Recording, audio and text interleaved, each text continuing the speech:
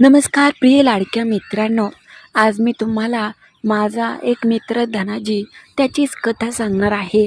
त्याच्या बाजूला एक नवीन व्यक्ती राहण्यासाठी आली होती. तो आणि ती नेहमीच एकमेकांचं बोलणं कधीतरी होत असायचं. मात्र एवढी काही दोघांची ओळख नव्हती आणि तिचं नाव छाया होतं. ती रोज संध्याकाळी मात्र एक काम नियमितपणे करायची. संध्याकाळ झाली की निम्म्या रात्री सगळी लाईट घालवायची आणि त्या शेजारच्या धनाजीला गच्चीवरती बोलवायची आणि पुढे काय काय मग करायची त्याच्यासोबत आणि तो कसा तिला एक वेगळ्याच प्रकारचं सुख द्यायचा. तीच कथा आज मला त्या मित्राने सांगितली. त्याच्या आधी जर तुम्ही नवीन असाल आणि आपल्या चॅनलला अजून सबस्क्राईब नसेल केलं तर प्लीज आत्ता लगेच करा. आणि चला मग ही कथा मी त्याच्याच तोंडातून सांगण्यासाठी सुरुवात करते. नमस्कार मित्रांनो, माझं नाव धनाजी आहे. सगळे मला धनाच म्हणायचे. सगळ्यांना माहिती होतं की मी गावाकडचं आहे, मात्र खूप दिवस झालं मी इथे राहायचो. तसं मी इकडे नवीन होतो आणि इथेच मी कामाला लागलो होतो. दिवसभर मी वॉचमेन आणि इतर ठिकाणी कामाला जायचो. संध्याकाळ झाली की मग माझ्या घराकडे यायचो. आमच्याच बाजूला एक नवीन व्यक्ती राहायला आली होती. तिचं नाव छाया होतं. दिसायला खूप सुंदर आणि देखणी होती. इतर लोकांना ती कधीच बोलत नसायची. खूपच शांत शांत असायचे. जर ती समोरून चालली तर ती खाली मान घालून जात असायची. कधी कोणाला ती भांडत नव्हती, कधी बोलत नव्हती. जेव्हा पाहावं तेव्हा तिचा घराचा दरवाजा मात्र ती बंदच ठेवायची. काही दिवसापूर्वी तिचे असलेला मिस्टर वारले होते आणि तेव्हापासून तिने स्वतःला एकटं ठेवलं होतं.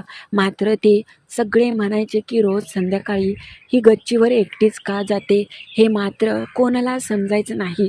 कोणी तिला विचारण्याची कोणाच्यात हिंमत पण झाली नाही, कारण की तिला कोणी जरी बोललं तरी मात्र ती कोणाचा एक शब्दसुद्धा ऐकून घेत नसायची.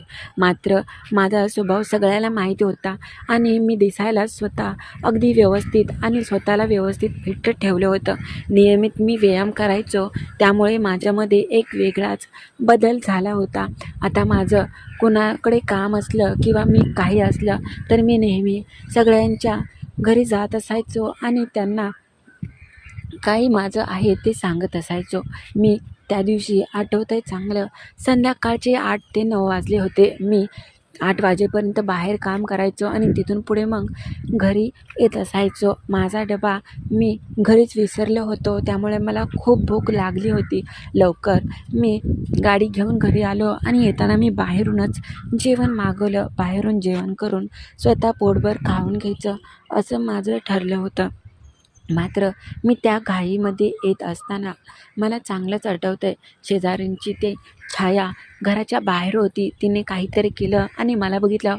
ती सरळ आतमध्ये गेली आणि दरवाजा खूपच जोरामध्ये बंद केला. मला तिचं हे वागणं थोडंसं विचित्र वाटलं, मात्र मी काही तिला म्हटलो नाही.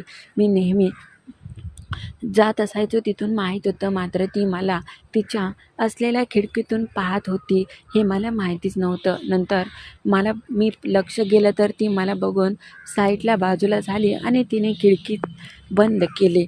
मी नंतर तिथून 8-10 दिवस गावाकडे गेले होतो. मस्त आनंद घेतला आणि गावाकडून आलो त्यावेळेस तिने पहिल्यांदा मला विचारलं आणि म्हटली, इतक्या दिवस कुठे गेलता?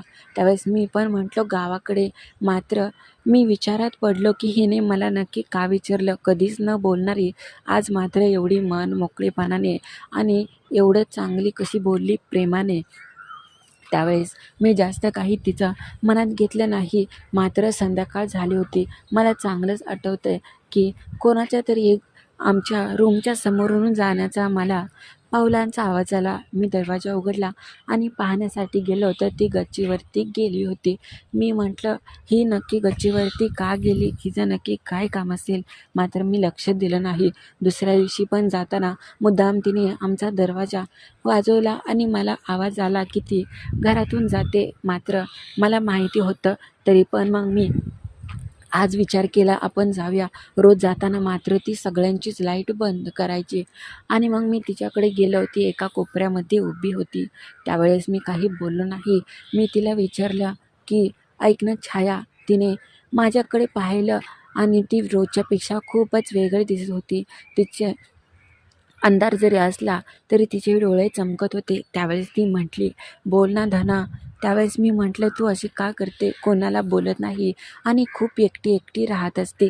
तुला काही हवं नको, तू सांगत नाही आणि तुला जर काही दुःख वगैरे असलं तरी तू मला सांग, मी तुझी नेहमीच मदत करत जाईन." त्यावेळेस ती म्हटली, "नाही रे, तसं मला खूप बोलायचं आहे, मात्र कोणी माझ्याशी बोलत नाही. आमची हे गेल्यापासून मी एकटी एकटी राहू लागली आहे. शेजारची खूपच नावं वगैरे ठेवतात आणि पाठीमागे काही ना काही मला म्हणतच असतात. त्यामुळे मी सगळ्यांशीच बोलणं बंद केलं आहे. तुला एक बोलू का?" मी म्हटलं, "बोल ना, तू लोकांचा विचार नको करू. लोकं आपल्याबद्दल काय म्हणतात आणि काय नाही." त्यावेळेस ती मला म्हटली, "माझी रोज खूप इच्छा होते आणि असं वाटतं की कोणीतरी माझं असावं आणि मला सुख देणारं. मात्र असं कोणी मला भेटत नाही. तू माझी इच्छा पूर्ण कर ना आणि मला शांत कर." ती असं बोलत होती, "मला प्रेम कर." मात्र मी तिचं शांत ऐकून घेत होतो. त्यावेळेस ती म्हटली की "मला रोज माझं खूप मन होते, मात्र इथं आल्यावर मला थोडीशी शांतता भेटते. मी घरात असल्यामुळे माझ्या पण मनात तुझ्याविषयी खूप विचार येतात. कारण की मी तुला खूप दिवसापासून ओळखते. तू खूपच चांगला आहे. सगळ्याला हसून खेळून बोलून वागतो आणि तुझं मन खूपच स्वच्छ आहे. मला असाच कोणीतरी जोडीदार पाहिजे होता. मला माहीत आहे तू एकटा असतो. तुला पण माझी गरज असणार आणि त्यामुळेच मला तू आवडतो. तुझ्याशिवाय माझं दुःख कोणी जाणणार नाही." असं म्हणून तिने मला घट्ट मिठी मारली. मात्र तिचा हा स्पर्श मला खूपच हवाहवासा वाटला. कारण की मला पण कोणी नव्हतं. माझी पण खूप इच्छा व्हायची. मला पण असा जोडीदार हवाच होता. गावाकडून येऊन बरेच दिवस जरी झालं असलं तरी असं कोणी प्रेमानं बोलणारं भेटलं नव्हतं. तिला जे हवं होतं ते सगळं माझ्यामध्ये होतं.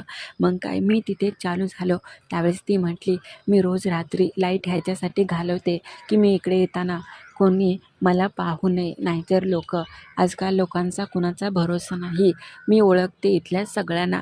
मग त्यावेळेस ती म्हटली, "इथं नको, आता आपण चल खाली जाऊया माझ्या खोलीमध्ये. तिकडे कोणीच नसतं. आपण दोघंच आहोत." मी म्हटलं, "बरं ठीक आहे."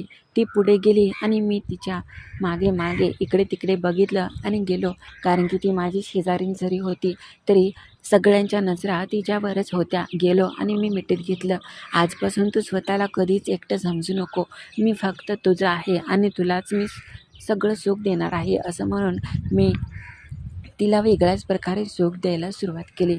माझी करण्याची पद्धत आणि वेगळीच कला पाहून तिला खूप आवडली. आणि "धना, खरंच रे, तू माझी आज इतक्या दिवसातून मला आनंद देऊन एक वेगळं सुख दिलं."